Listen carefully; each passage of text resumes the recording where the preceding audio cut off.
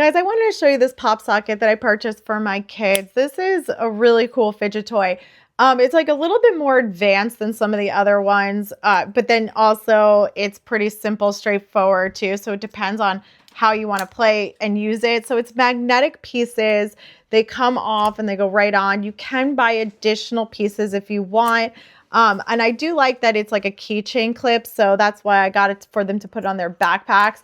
So you could play with it in all different ways. My son's gotten a lot better at it than I am. I'm not great at it yet because I don't play with it a ton, but there is a magnetic piece back here too. So it can go on different, backpacks, a purse, in a bag. So there's all different tricks that you could do. So that's what's like kind of more advanced to it. If like you get good at it, you can like do a bunch of cool things. Here you go.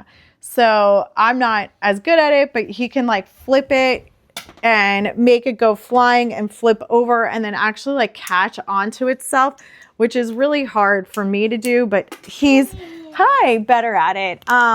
I definitely recommend this fidget toy if you're looking for a new type of fidget toy that something different that they don't necessarily have and want to give this a try. It also makes like a perfect gift. It's affordable and fun and kind of different. So really recommend it.